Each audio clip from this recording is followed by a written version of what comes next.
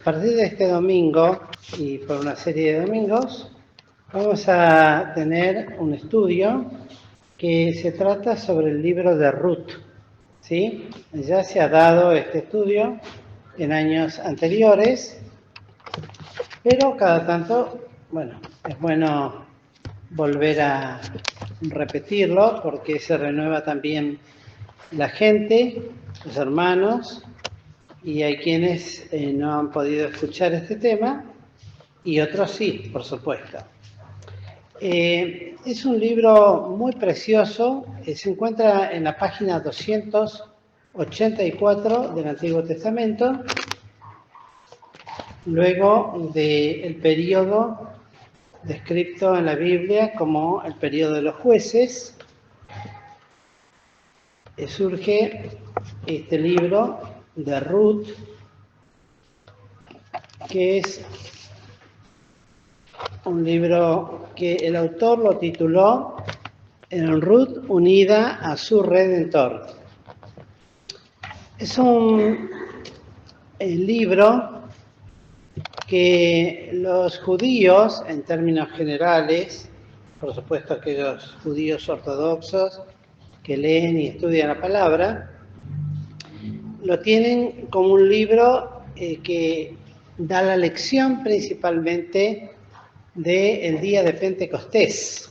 El día de Pentecostés, para poder decirlo así en forma muy rápida, sencilla, para poder entenderlo también, es el día número 50 a partir de Pascua, del día en que el Señor fue crucificado. Había una serie de fechas establecidas de celebraciones del principio de las cosechas, del periodo de cosechas, y a los 50 días, cuando se cumplía esta fecha, era el día de Pentecostés y el final de las cosechas, que coincidió justamente con el descenso del Espíritu Santo allí en el libro de los Hechos, justamente 50 días después que el Señor Jesucristo, en el día de Pascua, fuera sacrificado. Tiene un profundo significado, contiene mensajes con respecto a ese día, y la realidad es que debemos decir que es un libro que tiene un mensaje pentecostal en él. No hablamos de mensaje pentecostal en cuanto al carismatismo o el hablar de lenguas, etcétera, etcétera, sino que cuando uno lee el libro de Ruth, que a primera instancia parecería ser un libro histórico, cuenta una historia muy breve, pero que se irá desarrollando y podremos ver en este estudio justamente lo que la palabra de Dios nos va encaminando y nos va llevando a aprender que la importancia que tiene este libro para esta enseñanza. Es bueno decir también que en la Biblia hay cosas que se enseñan más ampliamente con ejemplos, ya sea de libros. En este caso es un libro que decimos pequeño, no porque sea menor o de menor importancia que otros libros de la palabra de Dios, todo lo contrario, sino que es pequeño por lo escrito. Son pocos capítulos, si ustedes leen, si ustedes abrieron ahí en la página 284, van a ver que son nada más que 4 capítulos. La historia de Ruth, la moabita, y justamente por qué alcanza a tener este nombre que le dio el autor de unida a su Redentor. Y nos va a hablar también y nos va a enseñar la presencia del Espíritu Santo en nosotros y con nosotros por siempre. Es decir, la importancia que tiene esta palabra que venimos mencionando ya en varias oportunidades hasta aquí. Y justamente la pregunta es, ¿cuál es el tema de este libro? Y que va más allá de un libro histórico, religioso, por supuesto, porque se encuentra en la Biblia, sino que este libro, el tema principal que desarrolla es la redención, y lo que significa. Redención la conocemos, la hemos estudiado, muchas veces la nombramos, y significa salvación pagando un precio. Pero se amplía mucho más todavía, pues la palabra redimir en la Biblia aparece en el Antiguo Testamento particularmente más de 90 veces en todo el libro, en todos los libros del Antiguo Testamento, en el Génesis, en Levíticos, en Ruth justamente, en los Salmos y en muchas otras escrituras aparece la palabra redimir o redención o redentor, que vamos a ver lo que significa. Y la definición más clara para enfocar este libro la vamos a ver en el capítulo 2 de Ruth, el versículo 20, la última parte, que si alguno quiere leerlo en voz fuerte y clara, para que lo capte el micrófono, puede hacerlo, 2:20, puede leerlo todo, pero principalmente después de los últimos 2 puntos. Sea bendito de Jehová, pues que no ha rehusado a los vivos la benevolencia que tuvo para con los finados. Díjole después Noemí: nuestro pariente es aquel varón, y de nuestros redentores es. Bueno, la definición es esta. Nuestro pariente es aquel varón, y de nuestros redentores es. Básicamente, entonces, este libro nos habla de redentor. Y de cuán grande es el alcance de esta obra de redención y la importancia que tiene esto para nosotros. Siempre que leemos redentor, a partir de este versículo, podemos asociarlo o directamente entenderlo como pariente. Cuando leemos redentor o redención, tiene que ver con parentesco, y en este caso un pariente más cercano. En la palabra se utiliza en varios aspectos y principalmente se lo aplica a Dios mismo cuando habla de esa obra bendita y santa. En el capítulo 4 de este mismo, no lo vamos a leer, pero sí se menciona en varias y repetidamente esta palabra redención. Pues toda la historia se refiere a esto. Por eso decía en el versículo, capítulo 2, verso 20, la última parte, díjole después Noemí: nuestro pariente es aquel varón, hablando de vos, y de nuestros redentores es. Es decir, ¿por qué?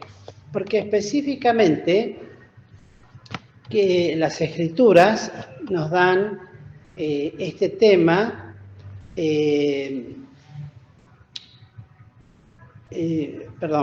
específicamente de un tema,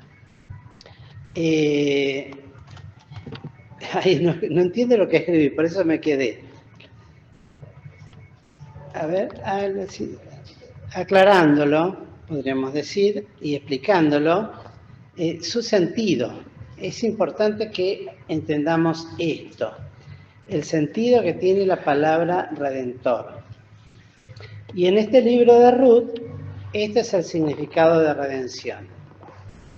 Y cada vez que encontramos con esta palabra, tenemos que definirlo como, entonces, el pariente cercano que ha de hacerlo. Redención también se lo puede aplicar a liberación, a vengar. Es decir, ¿por qué? Porque también tenían por ley los parientes el vengar cuando alguno era asesinado por su pariente, por alguno, el pariente más cercano, o su hermano, o su papá, o su sobrino, el pariente que sea, tenía el derecho por ley de hacer justicia y de vengar la muerte si había sido un asesinato, una cosa de esa naturaleza. También de la responsabilidad de liberar si es que había sido por causa de pobreza o de situaciones que pudiera vivir en la vida, llegar a una situación de esclavitud o de sometimiento o de servidumbre, y tenía la responsabilidad entonces de liberar. Esto era muy importante, y es muy importante, pues nos habla justamente de una acción de salvación. Por eso siempre decimos que redención es salvación pagando un precio. Y esto lo tenemos que también aplicar a un sentido más amplio, pues habla no solamente de una salvación que lo salva y nada más, sino que lo salva y lo coloca en una situación de enlace íntimo con el Redentor, ¿no? Por eso vamos a leer, por ejemplo, tenemos unos versículos. Fíjense en Isaías 43, versículo 1, donde se nos habla en varias oportunidades más claramente de esto. Isaías 43.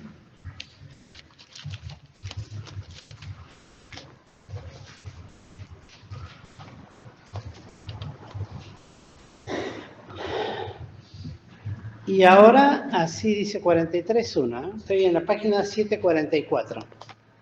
Y ahora, así dice Jehová, criador tuyo, oh Jacob, y formador tuyo, oh Israel.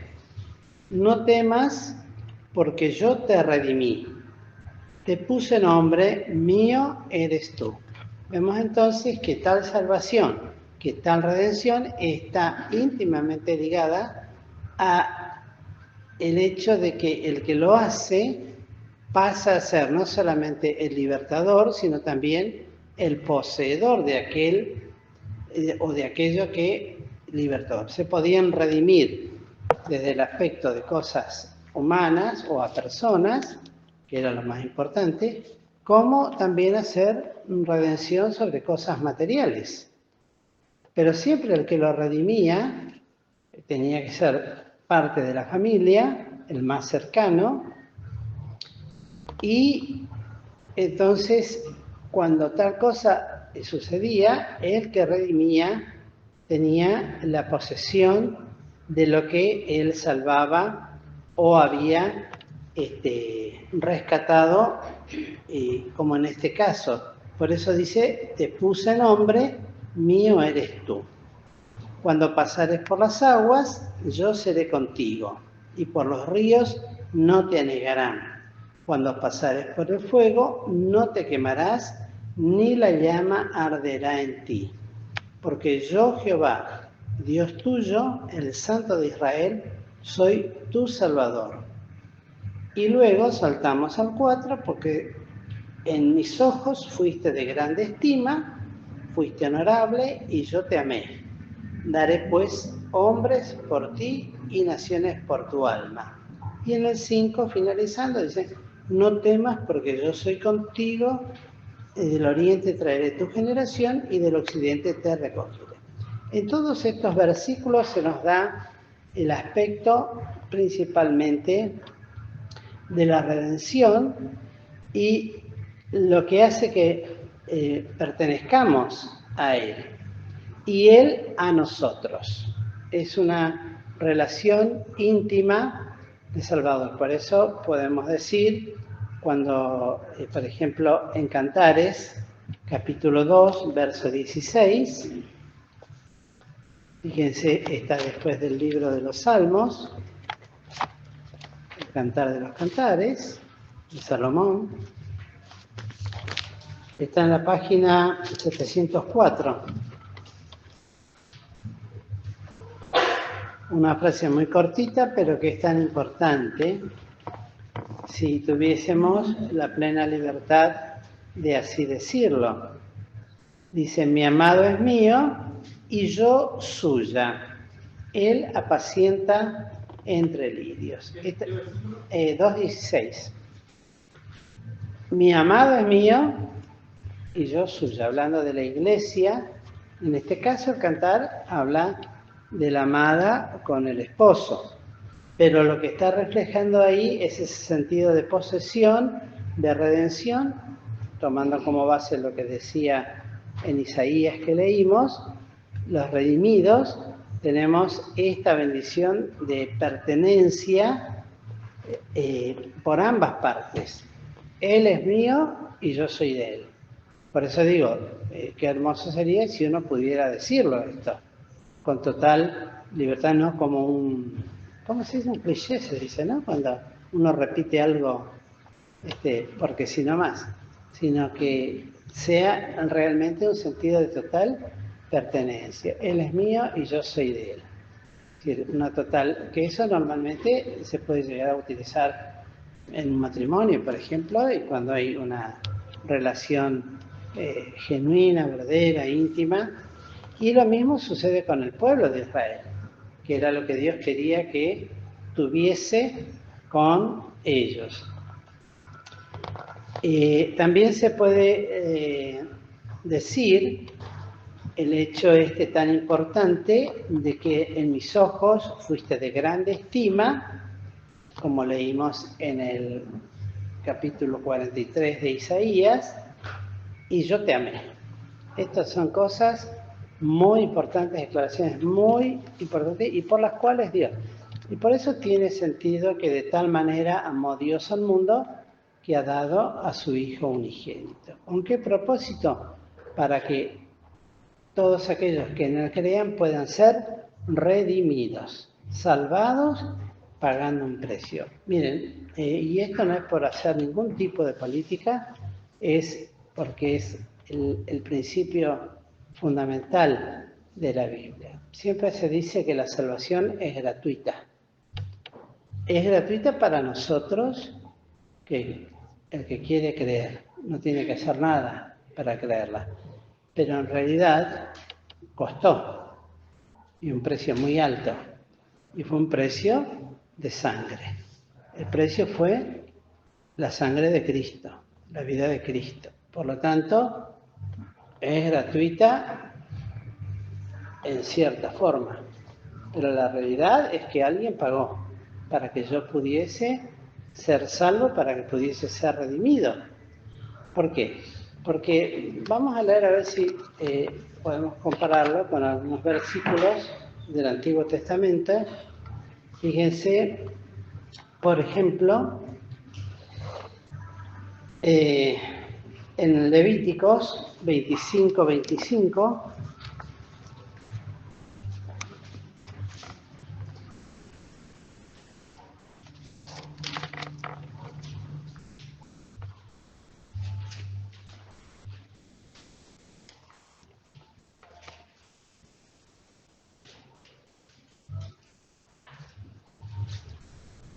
podemos leer desde el 25, el 24, está muy linda. Dice, por tanto, lo tienen en la página 134, está, del Antiguo Testamento.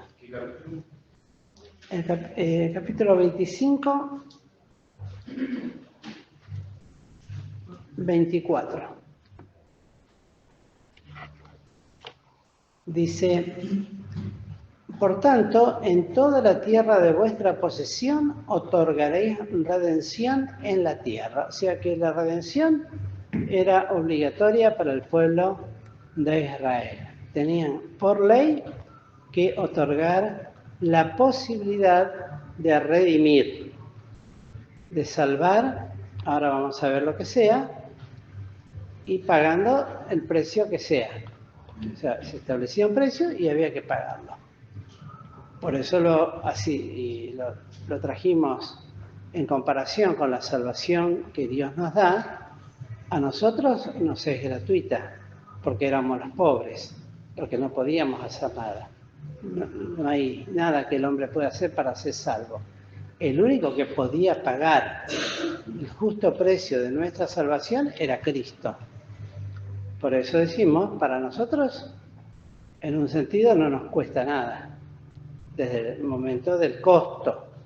Pero sí alguien pagó para que eso sea posible. Eso no nos debemos olvidar nunca.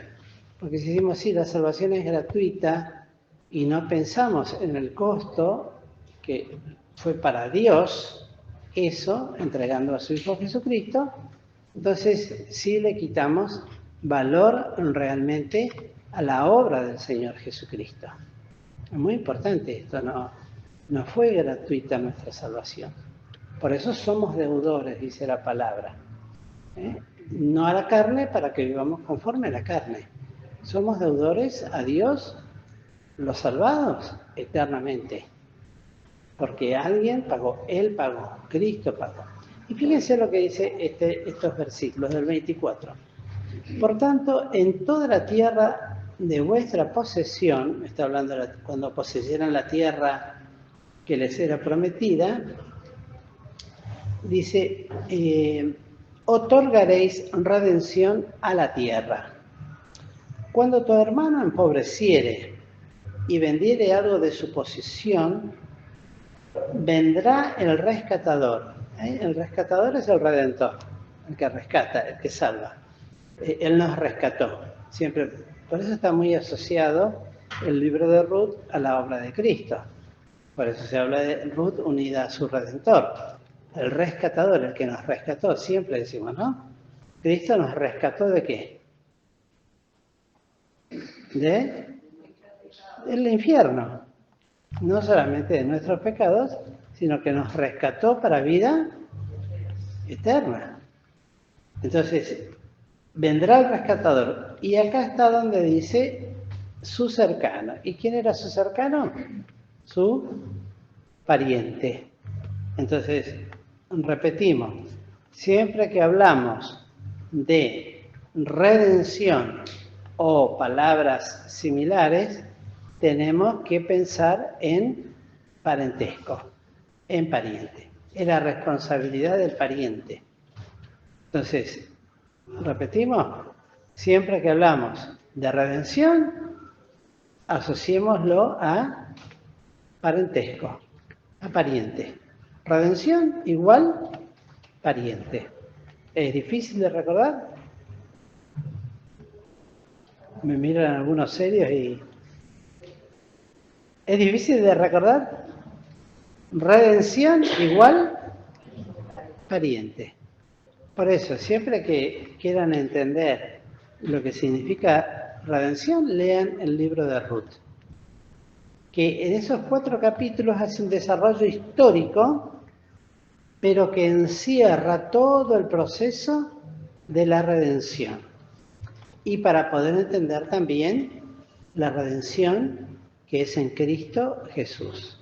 No nos olvidemos que siempre que leemos las Escrituras, tenemos que entender que todo lo que fue escrito para nuestra enseñanza, para nuestra admonición y nuestra corrección, fue escrito. Aún estas historias bíblicas, bueno, ¿y quién fue nuestro pariente más cercano?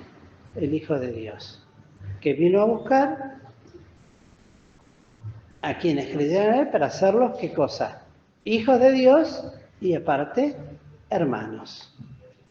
Somos hermanos de Cristo, aunque Cristo es Dios y es nuestro Señor, pero es nuestro hermano, por decir de esta manera, nuestro hermano mayor, el primogénito de los redimidos, el primero de los rescatados, aunque él no fue rescatado, pero sí fue levantado de la muerte. Se levantó, eso ya lo hemos estudiado. Y nos puede rescatar a todos por el precio que él pagó. Era el único que tenía la capacidad de pagar. Ninguno más de nosotros podía pagar el precio de nuestra salvación. Y dice el 25, entonces cuando tu hermano empobreciere y vendiere algo de su posesión, vendrá el rescatador, su cercano, o sea, su pariente, y rescatará lo que su hermano hubiere vendido. Tiene la responsabilidad, y tenía la responsabilidad, porque había algo muy importante en Israel. Una de ellas era de que no desapareciera el apellido o la familia, o para que no se hicieran pocos muy ricos y muchos muy pobres. ¿Entienden cómo es? Pocos muy ricos y muchos muy pobres. Para que eso no sucediera, existía la ley del rescate. Entonces, por ley tenían que, y después estaba el año del jubileo, donde por ley tenían que devolver a la familia a la cual le habían comprado o habían tenido que vender sus posesiones por pobreza, tenían que devolver. Y así lo dice la Escritura, para que no haya extremadamente ricos y extremadamente pobres en tu tierra. Es como que había un reacomodamiento de todas las cosas otra vez. Y la redención tenía ese propósito. Que bueno, alguno estaba mal y el otro, el más cercano, podía redimirlo. Bueno, compraba su posesión para devolvérsela, para que no perdiera esa familia lo poco que tenía. ¿Por qué? Porque si no, ese después se quedaba sin nada. Y inclusive se lo podía vender al propio familiar. Es más, cuando alguno después dice, ¿no? Es muy interesante este. Fíjense, estábamos en el 25. Y cuando el hombre en el 26 no tuviera rescatador, si alcanzare su mano y hallare lo que basta para su rescate, entonces contará los años de su venta y pagará lo que quedare al varón a quien vendió y volverá a su posesión. Muy clarito, ¿no? Si no, había quien podía también juntar su dinero y volver a pagar y rescatar lo que era de él. En el 47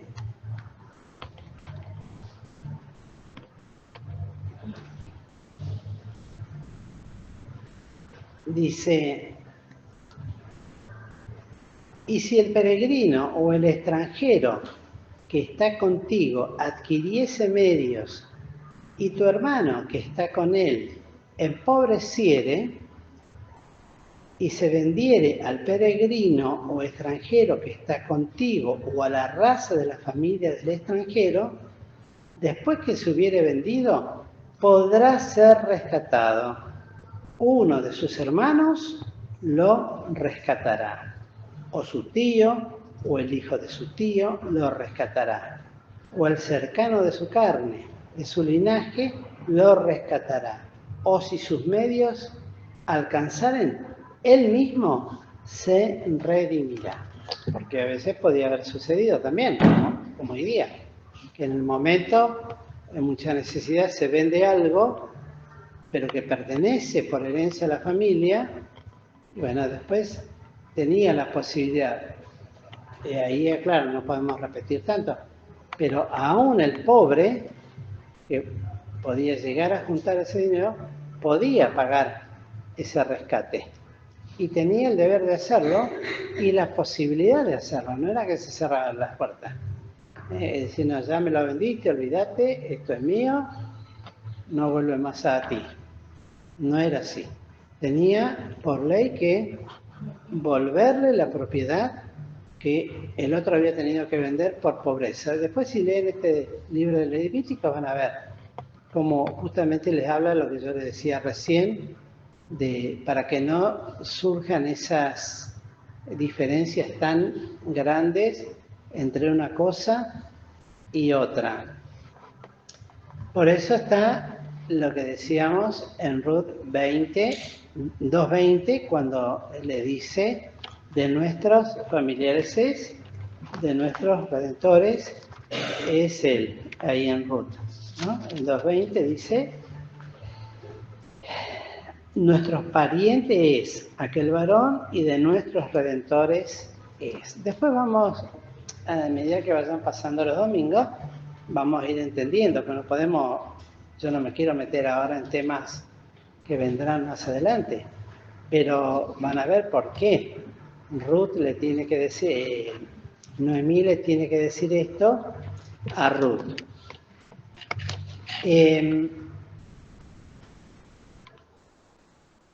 Y también tenemos que pensar que este libro habla de la salvación completa que es en Cristo por la redención. Después hay un segundo libro, que tomamos un solo texto que es cortito también, que es Cantar de los Cantares, y que nos habla del amor, de la unión y del gozo con el amado. A través de todo el libro del Cantar de los Cantares, un libro de difícil interpretación, aunque es un libro de excelente calidad de expresión de amor, pero es de difícil interpretación en cuanto a las enseñanzas espirituales que quiere llevar este libro, pero ha sido reconocido, por supuesto, como un libro fiel e inspirado de Dios. Y por último está el libro de Esther, que es un libro en el cual se habla de cómo el pobre es levantado aún hasta el trono mismo y a través de la oración y el ayuno consigue el pueblo sobrevivir y derrota totalmente el poder del enemigo. En síntesis, vamos a leer también en Efesios capítulo 5,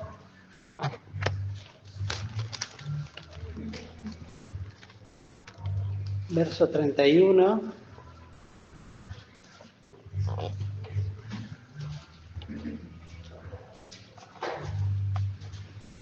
Efesios 5, verso 31.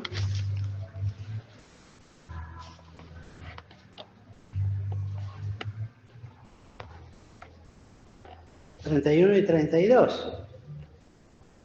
Tal es la unión del Redentor con lo que redime. Dice, por esto dejará el hombre a su padre y a su madre, y se allegará a su mujer, y serán dos en una carne. Este misterio grande es, mas yo digo esto con respecto a Cristo y a la Iglesia.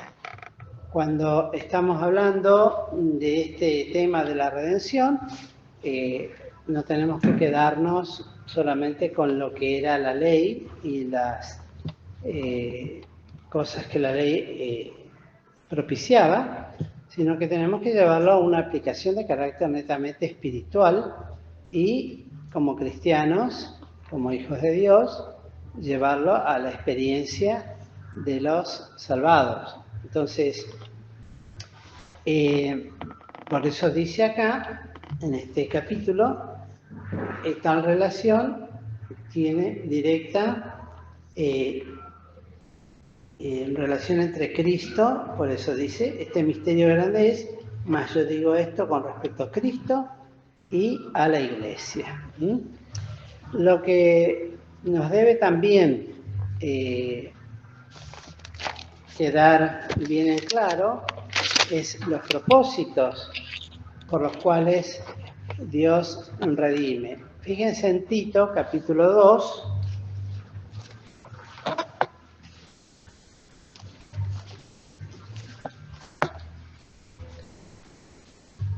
En Tito, capítulo 2,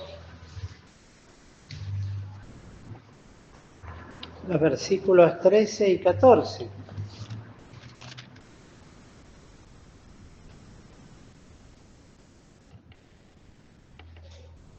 A ver, todo así.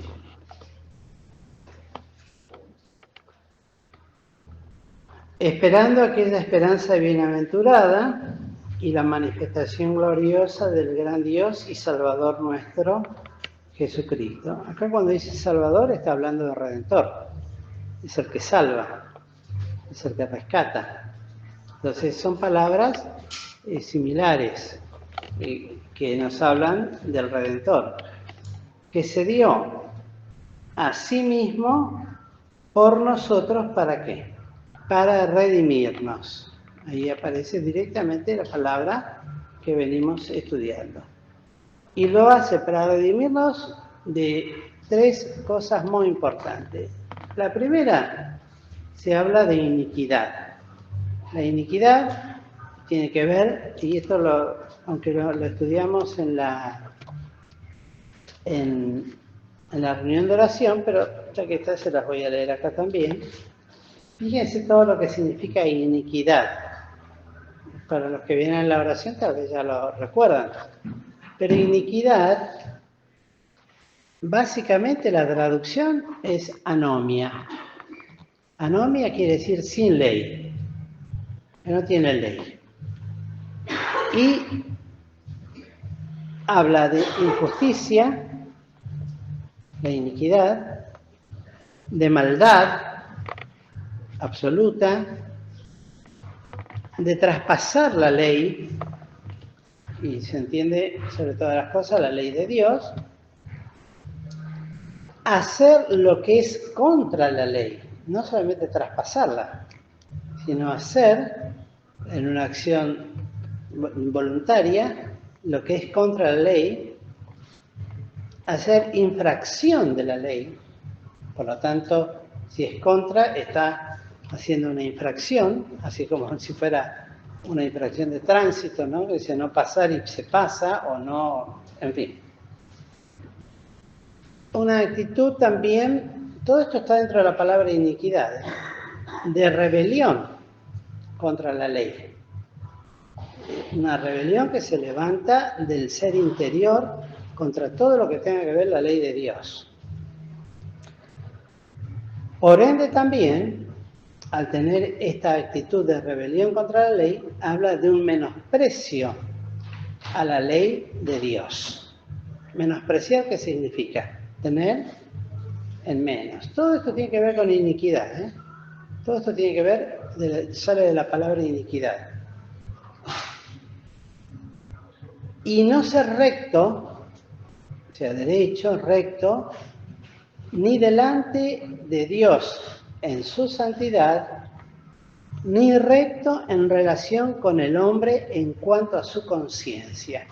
Fíjense todo lo que encierra esta palabra iniquidad, que el Redentor ha venido para limpiarnos, dice, que se dio a sí mismo por nosotros para redimirnos, para rescatarnos de esa actitud de injusticia, de maldad, de traspaso de la ley, de vivir sin ley, de vivir como cada uno quiere. Y limpiar, por lo tanto, después todo esto, imagínense que no se limpia de un día para otro, es todo un trabajo del Espíritu Santo que ha venido y se ha empeñado al venir a nuestros corazones a realizar en cada uno de nosotros una limpieza muy profunda. Los misterios de iniquidad de nuestro corazón, esas entrañas de oscuridad, como dice, escondrijos de vergüenza, que solamente Dios alcanza a ver. Muchas veces ni nosotros mismos alcanzamos a ver tremenda obra de iniquidad que hay en nuestros propios corazones. Muchas veces suceden cosas cuando pensamos que no seríamos capaces de hacerlas, pero cuando de repente surge algo, las realizamos, y vaya que las realizamos y nos sorprendemos después porque decimos, la pucha, ¿cómo fui capaz de hacer esto?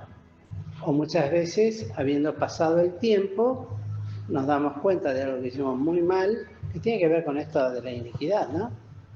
Y decimos, la verdad, no entiendo cómo lo llegué a hacer a esto, en qué pensaba o qué tenía en mi corazón. O la verdad, estaba enceguecido o enceguecida para poder hacer semejante cosa. Uno dice, no, pero yo nunca jamás haría tal cosa. Volvemos a repetir, somos todos bollos de la misma masa. Y en potencia somos todos iguales. Que en algunos se desarrolle algo más que en otros, son distintas características. Pero en el fondo somos todos de la misma naturaleza. Pues lo que David decía, en pecado he sido formado y en maldad me concibió mi madre, eso nos cabe absolutamente a todos. No hay acepción de personas en ese sentido. Dios no hace excepción. No hay justo ni aún uno. No hay quien haga lo bueno, no hay quien busque a Dios. Él miró desde los cielos sobre los hijos de los hombres y no halló quien busque a Dios. Esa es la realidad.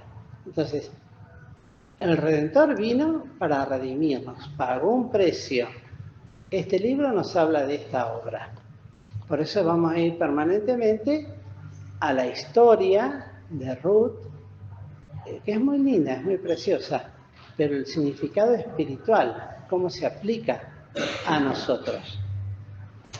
Y luego dice, para redimirnos de toda iniquidad y limpiar para sí. Si Dios lo que quiere es un pueblo limpio.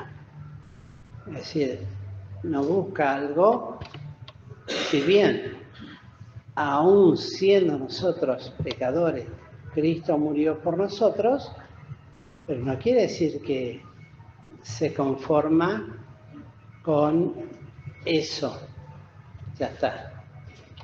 A veces pensamos, bueno, pero yo ya le confesé todos mis pecados a Dios. Bueno, eso está bien, la confesión, pero después hay que empezar un proceso de limpieza. Y la limpieza tiene que ver con empezar a sacar de nosotros aquellas cosas que sabemos perfectamente que nos contaminan y crucificarlas. Hay algo que es muy importante que debemos tener en cuenta. Nuestra naturaleza, desde el punto de vista natural, humano, carnal, no se va a ir nunca de nosotros. Nos va a acompañar hasta el día de nuestra muerte. Lo que sí Dios ha provisto para tratar la carne con sus afectos y concupiscencias es la cruz. No hay otra manera. Es la negación. Y una negación voluntaria, no forzosa. En los judíos yo eso se lo expliqué en el campamento para los que estuvieron, pero por si alguno se ha olvidado. Existían 3 tipos de prosélitos, ¿no? Judíos, que habían creído, o por lo menos se habían asociado a la sinagoga, eran los griegos. El primer grupo era de los prosélitos que recibían la religión de una manera de buena voluntad, con ánimo, de respetar los preceptos, y ajustarse a la ley. Ese es el primer grupo de prosélitos. El segundo grupo de prosélitos eran aquellos que los hacían por conveniencia. Eran judíos por conveniencia, por los negocios, por lo que compraban, por lo que vendían. Entonces se hacían judíos o judaizantes para poder comerciar, para poder hacer sus cosas. Y el tercer grupo les llamaban los prosélitos de León.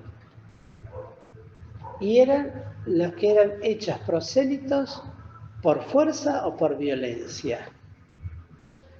En el sentido de que o te haces judío o vas a la cárcel, por ejemplo. Entonces se hacían judíos para no ir presos. Pero no porque ni amaran, ni respetaran. Entonces se hacían judíos, los de León se les llamaba eso, ¿no? Por violencia. Bueno, nosotros no tenemos que hacer ninguna de esas formas. Es cuando Dios dice que quiere un pueblo propio, celoso y limpio, tiene que serlo de buena voluntad. Es decir, personalmente cada uno, entendiendo que tiene un Redentor, un Salvador, un Señor, y esta bienaventurada esperanza, que no habla otra cosa de la pronta venida del Señor Jesucristo, y la podemos asociar a San Juan 3, a 1 Juan 3, cuando dice cualquiera que tiene esta esperanza en Él, se limpia o se purifica, como Él también es limpio, nos habla de una buena voluntad. Y entender que tenemos una fuente de iniquidad. Cuando decimos fuente, no hablamos de un plato, hablamos de algo que brota. Esas fuentes de agua que se dicen, ¿no? O manantiales, que sale agua de la roca. De algún lado sale. Alguno dirá, bueno, viene de superficie más alta, viene, va bajando por las grietas y al final sale allá abajo. Entonces ya eso sería más que obvio el poder decirlo. Pero acá estamos hablando de una fuente de iniquidad que brota de nuestro propio corazón, de lo que nosotros somos capaces de hacer. Y si bien el diablo es el que inoculó eso en el primer hombre, lo cierto es que la muerte entró a todos los hombres por un hombre. Y a todos se nos contagió esa enfermedad, ese pecado, ese germen del pecado que es, eso que es el pecado. Entonces, esa fuente está en nosotros. A medida que vamos creciendo, se va manifestando cada vez más. Cuando somos chiquitos, criaturas, son picardías, ¿no? Que se hacen. Mirá qué pícaro, mirá, fíjate cómo mintió, qué pícaro que es. Sabía que no le convenía decir la verdad porque iba a cobrar, qué sé yo. Tiene chiquitito. Pero ya eso después va creciendo. Después es mentiroso, se hace un mentiroso compulsivo. Después ya es otro tipo de mentiras, otro tipo de maldades, y eso va creciendo. Y después hay distintas variantes del grado de maldad que cada persona va adquiriendo a lo largo de la vida. Bueno, eso lo tenemos todos, esa es la realidad. Yo ahora no me recuerdo, pero leía la definición de dos grandes pensadores, ¿no? Uno decía que toda la gente nace buena, pero se hace mala de acuerdo a la influencia que tiene. Y otro gran pensador decía, todo el mundo nace malo, no eran creyentes, Tiene que aprender después a ser bueno. Pero todos nacen malos. Y en cierta manera tienen razón el segundo. Nadie nace bueno. No es bueno ni aun uno, dice la palabra de Dios. Y no lo dice solamente basada en un texto, sino en todo el Antiguo Testamento. La dice Pablo. Y luego continúa diciendo, un pueblo propio, para él, por eso es el sentido de pertenencia del Redentor. Cuando Cristo salva, salva para hacer lo suyo. No salva a un pueblo para que después el pueblo haga lo que quiera, que viva de la forma en que quiera. Él nos salva para hacernos de Él, para hacernos suyos. Esto es algo que no lo debemos olvidar nunca. Por eso decía, Él es mío y yo soy de Él. Ese sentido de pertenencia siempre debe estar. Lamentablemente muchos creyentes piensan que son salvos porque creyeron en Cristo, pero yo ahora de mi vida hago lo que es mi vida. Y está totalmente... Puede entenderlo o no, pero la realidad es que ya su vida no es su vida. Ya no es su vida. Aunque haga lo que quiera, esa vida fue comprada. ¿Entienden? Por ejemplo, yo me compro un auto y está a mi nombre. Por ahí me lo saca algún otro y lo usa. Y tiene un accidente. ¿Sobre quién recae la culpa? ¿Sobre el que tuvo el accidente o el dueño del vehículo? Según los papeles.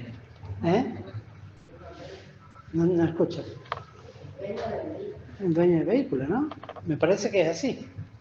Por eso dice, bueno, tenés que tener autorización o, bueno, ahora ya no se usa más, pero... Y lo mismo sucede con eso, ya es mío eso, yo soy el responsable. Entonces, lo mismo sucede en cuanto a la salvación. Cuando uno recibió a Cristo Jesús como su Salvador personal, significa eso, Él me salvó. Y me puso un sello en el corazón, y en eso le estoy totalmente agradecido cuando leemos desde el momento en que creíste y fuiste sellado con el Espíritu Santo de la promesa. Y ese sello dice propiedad de Cristo. O cristiano. Y eso no me lo puedo sacar. Entonces, ese es el sentido de pertenencia. Cuando tengo un Salvador, Él me compró. Él me salvó y yo le pertenezco a Él. Hay himnos que hablan de eso, ¿no? Y eso tal vez no lo entienda, pero eso no quita la realidad de lo que es. Como ahora no está nadie, no sé si alguien me podrá ayudar, pero dice cuando se saca una ley, hay un tiempo en que se la da a conocer, ¿no? Y después, pasado ese tiempo, bueno, tal vez la gente ya no tiene en cuenta la ley, pero la ley está. Entonces, ¿cómo que dice? Promúlguese, divúlguese y... No recuerdo cómo dice, Y sí, ya está, listo. Eso es así.